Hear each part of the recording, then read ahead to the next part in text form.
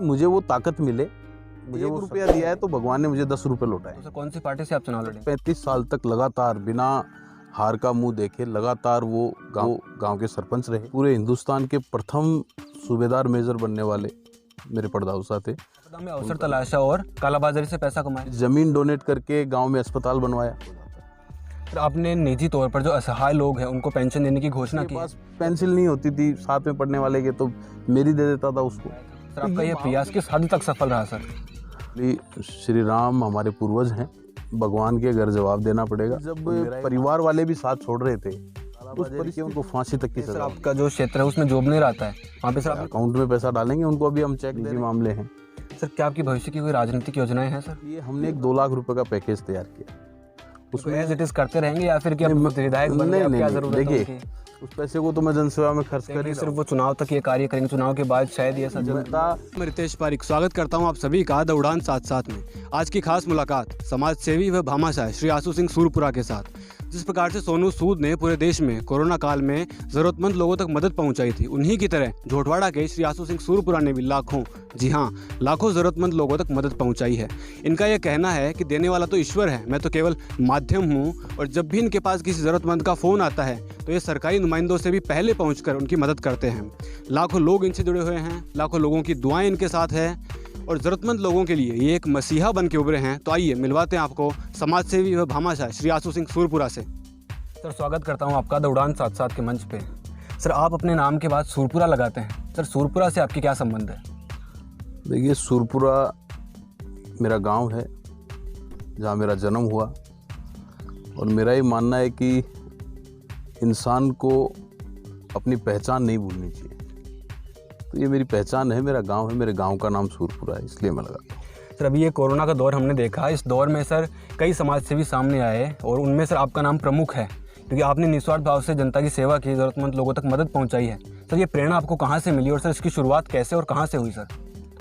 मैं आपको बताना चाहूँगा कि ये पूर्वजों की देन है। मेरे जो पूर्वज थे, मेरे परदादो साहब मैं कहूँगा, 1921 में पूरे हिंदुस्तान के प्रथम सूबेदार मेजर बनने वाले मेरे परदाऊसा थे। उनका नाम श्री धन सिंह शेखावत जी था और उन्होंने देश सेवा की और उसके बाद में जिस तरीके से उन्होंने जन कल्याण के कार्य गांव में किए, उनके समय में भी इसी तरह की एक महामारी आई थी और उस महामारी में उन्होंने दूर दराज तक पैदल चल के उस समय तो साधन भी नहीं होते थे, तो प्रत्येक उन घरों को संभाला जा के कि कोई भूखा तो नहीं सो रहा है। ये प्रेरणा वहाँ से मेरे खून में है, ये मान लीजिए। और उसके बाद मेरे दादो साहब स्वर्गीय श्री रोहितास सिंह जी शेखावत, वो सिर्फ और सिर्फ जनसेवा के बदौलत 35 साल तक लगातार बिना हार का मुंह देखे लगातार वो गांव के सरपंच रहे और उसको बखूबी अपने फ़र्ज़ को उन्होंने निभाया, सेवा कार्य को निभाया। उनकी जनसेवा को देखते हुए मुझे ये प्रेरणा मिली है और उन्हीं से प्रेरणा लेके मेरे पिताजी श्री विजेंद्र सिंह जी शेखावत वो गांव के सरपंच बने। उन्होंने भी जन कल्याण के कार्य किए। मेरे दादो साहब ने हमारी ज़मीन डोनेट करके गांव में अस्पताल बनवाया। आपके खानदानी पुश्तैनी ज़मीन को उन्होंने डोनेट किया? हाँ, पुश्तैनी ज़मीन हॉस्पिटल के लिए डोनेट की उन्होंने। गांव में हॉस्पिटल का निर्माण हुआ और उसके बाद में मेरे पिताजी ने पूरे गांव में एक ड्रेनेज सिस्टम जो अभी हम शहरों में भी नहीं देख पा रहे हैं, वो उस समय उसकी शुरुआत मेरे दादाजी ने की थी कि पूरे गांव को जिसको यहाँ भी हम सीवर लाइन बोलते हैं, सीवर लाइन उस समय उन्होंने गांव में बनवाई और उसको पूरा किया मेरे पिताजी ने फिर जब वो सरपंच बने। और प्रत्येक घर को उन्होंने नल योजना से, जो भी आदरणीय प्रधानमंत्री नरेंद्र मोदी जी ने भी एक जल शक्ति मंत्रालय के द्वारा एक अभियान चलाया है कि हम प्रत्येक घर तक नल योजना पहुंचाएंगे, प्रत्येक घर को नल से जोड़ेंगे। वो काम मेरे पिताजी ने जब 2010 में सरपंच बने उस समय 5 साल के अंदर उन्होंने ये किया कि प्रत्येक घर को नल योजना से जोड़ दिया उन्होंने। तो इस तरीके की सेवा कार्य से मुझे प्रेरणा मिली और मैं भी उसी को मैं एक आज जयपुर की राजधानी में उनसे प्रेरणा लेके इसको बड़े रूप में करने की कोशिश कर रहा हूँ और ईश्वर की कृपा रही तो इसको आगे बढ़ाते हैं। सर कोविड के दौर में आपका नाम खासा चर्चा में रहा, आपने ज़रूरतमंद लोगों की मदद की। सर किस प्रकार से आपने लोगों की मदद की, किस तरीके से आपने उन तक मदद पहुँचाई सर?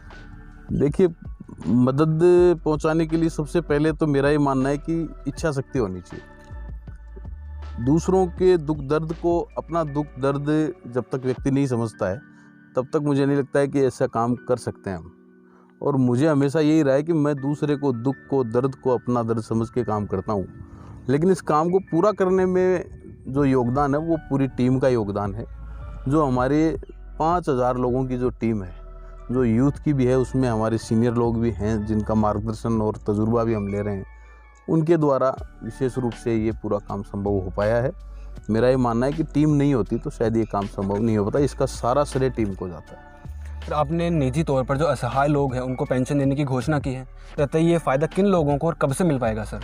देखिए, हमने शुरू कर दिया है। वैसे तो एक बिना घोषणा के भी हम ये काम कर रहे थे, लेकिन इसको एक औपचारिक घोषणा करके हमने शुरू किया है।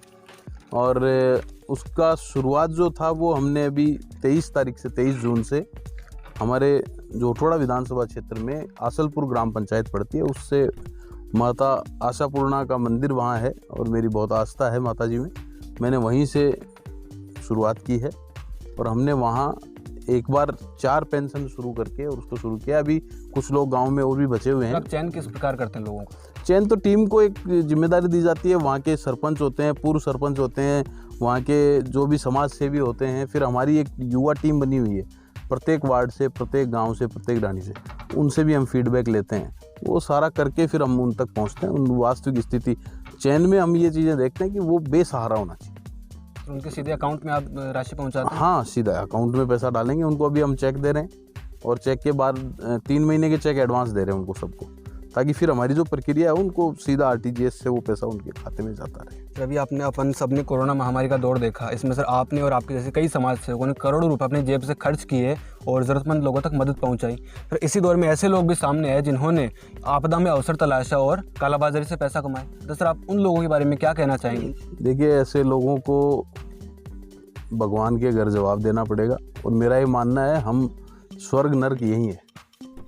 अच्छा काम करेंगे उसके फल अच्छे होंगे, बुरा काम करेंगे बुरे फल होंगे। तो ये मेरा मानना है, निश्चित रूप से उनको फल भोगना पड़ेगा। और इस समय में जब लोगों को ज़रूरत थी, ऐसी परिस्थिति जब परिवार वाले भी साथ छोड़ रहे थे, उस परिस्थिति में आदमी टूटा हुआ है और उसको ऊपर से इस तरीके की व्यवहार करना, उसका फ़ायदा उठाना, मेरे नज़र में इससे बड़ा कोई घटिया काम नहीं है। और मैं तो सरकार से भी कहना चाहूँगा, कानून के अनुसार उनको कड़ी से कड़ी सज़ा देनी चाहिए उन लोगों को। यहाँ तक कि जिन्होंने कालाबाजारी की उनको फांसी तक की सज़ा होनी चाहिए। सही है सर। आपने सर आपका जो क्षेत्र है उसमें जोबनेर आता है, वहाँ पे सर आपने कोविड सेंटर बनवाया था। सर आपका यह प्रयास किस हद तक सफल रहा सर? देखिए, मेरा तो प्रयास क्या, सबका मिलाजुला प्रयास ही था ये, और सबका सहयोग रहा। और उस कोविड सेंटर को जब परमिशन मिली तो हमने वहाँ जो भी एक व्यवस्थाएं होनी चाहिए, हमने हर चीज़ को ध्यान में रखते हुए जहाँ जिन जिन चीज़ों की कमी थी वो सारे उपकरण, चिकित्सा सुविधाएं, दवाइयाँ, वो सब लोग हमने वहाँ पहुँचाई। एम्बुलेंस की सुविधा नहीं थी, एम्बुलेंस मैंने पूरे क्षेत्र के लिए 10 एम्बुलेंस लगवाई थी, उसमें से 2 एम्बुलेंस हमने वहाँ भी रखी और निरंतर सेवाएं करते रहे। सर कोविड काल में जो बच्चे अनाथ हुए हैं उनके लिए आपने सर 2 लाख रुपए की आर्थिक सहायता की घोषणा की है। तो ये किस प्रकार से आप उन तक ये सहायता पहुंचा पाएंगे सर? देखिए, ये जो सहायता है हम लोग पूरे जयपुर ज़िले के लिए, जिसमें ग्रामीण क्षेत्र भी आ गया, शहरी क्षेत्र भी आ गया, पूरे जयपुर ज़िले के लिए हमने ये घोषणा की है। और उसमें हमने सभी जनप्रतिनिधियों को, गांव के सरपंच हैं उनको, पूर्व सरपंच हैं उनको, विधायक हैं वहाँ के जो संबंधित क्षेत्र के, उन लोगों को सबको मैंने सोशल मीडिया के माध्यम से सूचित किया है कि आपकी नज़र में कोई भी ऐसा कोई अनाथ बच्चे हैं उनके बारे में आप हमें अवगत करवाएं। उनके लिए हमने एक 2 लाख रुपए का पैकेज तैयार किया। उसमें अगर कोई बच्ची है, अनाथ हुई है, उसको हम 51,000 रुपये की उसकी शादी के समय में सहायता करेंगे। और ये जो पेंशन योजना है जो हमारी, वो उसमें जो देंगे हम, उसकी पढ़ाई के लिए जो खर्चा देंगे, वो सब लोग, वो सारी सुविधाएं उन लोगों तक जब तक रहेगी जब तक वो वयस्क नहीं हो जाते हैं। 18 साल की आयु तक के लिए हमने ये तय किया। सर अभी राम मंदिर निर्माण का कार्य शुरू हो चुका है, तो सर क्या आपने राम मंदिर निर्माण हेतु भी धनराशि का सहयोग किया है सर? हाँ बिल्कुल। एक्चुअली श्री राम हमारे पूर्वज हैं, हम सब उनकी संतानें हैं। और मेरा ये मानना है कि माता पिता से और पूर्वजों से बढ़कर किसी भी व्यक्ति के लिए कुछ भी नहीं होता है, वो चाहे किसी भी जाति का हो, किसी भी धर्म का हो। और पूर्वजों के लिए यदि कुछ उनके सम्मान के लिए करने का अवसर मिला है तो हर व्यक्ति को उसमें आगे बढ़कर समर्पण करना चाहिए। तो ये समर्पण मैंने किया। सर आपने कहा कि झोटवाड़ा में आप किसी को भी भूखा नहीं सोने देंगे। सर क्या आप सिर्फ झोटवाड़ा तक सीमित है? अगर कोई बाहर का व्यक्ति आपसे मदद मांगे तो सर क्या आप उसकी मदद करेंगे? देखिए, मैंने हमेशा एक बात का ध्यान रखा है कि मैं जो कुछ भी घोषणा करता हूँ या जो कुछ भी कहता हूँ, हर हाल में उसको निभाऊं। मेरा हमेशा यही प्रयत्न रहता है और मैं सोशल मीडिया के माध्यम से भी कहता हूँ कि मैंने जो कहा है वो मैंने हमेशा किया है। और इस बात का मैं विशेष ख्याल रखता हूँ। मैं अपने आप को कभी ये साबित नहीं होने देना चाहता कि मैं कुछ कह देता कुछ हूँ, करता कुछ हूँ। जो लोग, काफ़ी लोग करते हैं, सब तो नहीं करते, लेकिन काफ़ी अमूमन देखने को मिलता है। मेरा हमेशा ये प्रयास रहता है। तो झोटवाड़ा तो मेरी कर्म स्थली है, इसलिए मैंने झोटवाड़ा कि मैंने बोल दिया झोटवाड़ा, तो उसको तो मैं 100% निभाऊंगा ही। लेकिन मेरे पास कहीं से भी कॉल आई है, उसकी कोई सीमा नहीं है। राजस्थान में हर ऐसा कोई ज़िला नहीं है जहाँ से मुझे फ़ोन नहीं आया वो मदद के लिए। हमने उनकी भी मदद की है। जयपुर शहर में किसी भी क्षेत्र से, ग्रामीण हो, शहर हो, जिसने भी हमें फ़ोन किया है, हमने दूर दराज हर ज़िले को मदद पहुँचाई है। और जहाँ तक हमारी हर संभव मदद दी, हमने मदद पहुँचाई है। सर आप ये जो सेवा भाव के कार्य करते हैं, इनमें उच्च राजनीतिक स्तर के जो लोग हैं सर, क्या उनका सहयोग आपको मिलता है? क्योंकि सर कई चीज़ें ऐसी होती हैं जो सरकार के अधीन होती है, उनके लिए आपको किसी मंत्री महोदय से या फिर सांसद महोदय से नहीं, मुझे इस तरीके का कोई, मुझे जो सहयोग मिला है, मैं फिर कह रहा हूँ, मुझे सिर्फ और सिर्फ टीम का सहयोग मिला है। और ये टीम का जो सहयोग है उसी वजह से हुआ है। मुझे किसी का कोई आपने मांगी कभी उनसे? हाँ, मैंने अनुमति, मैंने तो 100 बेड का कोविड सेंटर खोलने के लिए अनुमति सरकार से मांगी थी। सरकार ने नहीं दी, तो कुछ भी कारण होंगे, वो उनका निजी मामले हैं। सर क्या आपकी भविष्य की कोई राजनीतिक योजनाएं हैं सर? नहीं, राजनीतिक योजनाएं तो क्या, देखिए, मुझे भगवान ने जो पैसा दिया है उस पैसे को तो मैं जनसेवा में खर्च कर ही रहा हूँ और आगे भी करता रहूँगा, क्योंकि देने वाला ईश्वर है, हम सब लोग माध्यम है। ये मेरी सोच है। और राजनीतिक बात करूँ तो मैंने 2013 में निर्दलीय चुनाव लड़ा झोटवाड़ा विधानसभा क्षेत्र से। जनता ने मुझे 20,000 वोट दिए और उनका एहसान है मेरे ऊपर। और राजनीति को मैं प्राथमिकता नहीं देता। मेरा यही है कि मुझे वो ताकत मिले, मुझे वो शक्ति मिले कि मैं हर हाल में हर ज़रूरतमंद की सेवा कर सकूं। और राजनीति में रहूँगा तो मेरा ये मानना है व्यक्तिगत रूप से कि मैं 4 गुना ताकत के साथ में उनकी सेवा कर पाऊँगा, क्योंकि मेरे पास है वो पूरा जनता को समर्पित है।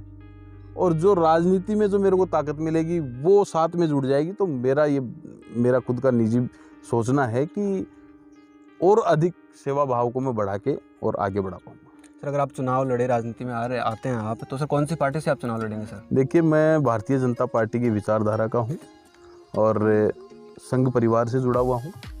तो मेरी विचारधारा और सब मैं भारतीय जनता पार्टी की। सर भविष्य में अगर आप विधायक बनते हैं तो सर आप अभी जो सेवा भाव के कार्य कर रहे हैं इनको एज इट इज़ करते रहेंगे या फिर क्या विधायक बनने की क्या ज़रूरत है? देखिए, आपका कहना सही है, बहुत से लोग ऐसा करते भी हैं, देखने को मिलता भी है।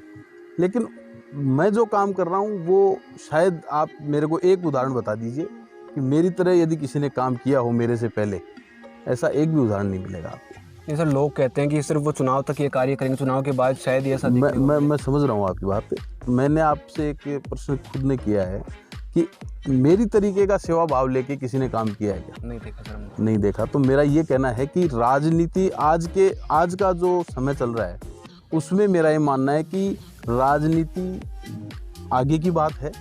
फिलहाल तो ऐसा समय था कि परिवार ने लोगों का आपस में साथ छोड़ दिया, सगे संबंधियों ने आपस में साथ छोड़ दिया। तो जब हमें जान की परवाह नहीं है, आपने देखा होगा कभी अपनी जान को हथेली पर रख के कोई स्वार्थ सिद्धि नहीं करता है। जब हमें पता नहीं है कि आज चुनाव 3 साल बाद होंगे, अभी पिछले लॉकडाउन में जब हमने काम किया तो भी कोई चुनावी वर्ष नहीं था और अभी सामने कोई चुनाव है भी नहीं। तो मेरे तो ये मानना है कि परिस्थितियों में हम जब खड़े हैं तो निस्संदेह जब हम जान की परवाह नहीं कर रहे हैं तो ऐसा नहीं है कि हम कोई स्वार्थ लेके चल रहे हैं। ये तो अपना अपना भाव होता है। तो उस भाव को ना तो मैं रोक पा रहा हूँ और न मैं आगे रोक पाऊँगा। अपना अपना स्वभाव है। मैंने अभी आपको कहा कि मेरे जैसा काम किसी ने किया क्या, क्योंकि मेरे भाव है ये जो मैं कार्य कर रहा हूँ ये स्वार्थ सिद्धि से नहीं हो सकते। और ऐसा स्वार्थ जैसा अगर आप इसको स्वार्थ मानते हैं तो मेरे जैसा स्वार्थ लेके यदि सारे नेता काम करने लग जाएं, सभी पार्टियों के नेता काम करने लग जाएं, तो मेरा ये मानना है कि जनता किसी भी हाल में बेहाल नहीं रहेगी। कोई ज़रूरतमंद, कोई परिवार भूखा नहीं सोएगा, किसी को दर दर की ठोकरें नहीं खानी पड़ेंगी। तो यदि आप इसको स्वार्थ भी मानते हैं तो मैं मानता हूँ कि मेरे जैसा स्वार्थ लेके हर नेता राजनीति में आए और इस तरीके से कार्य करके अपनी स्वार्थ की सिद्धि करे। सही बात है सर, बिल्कुल।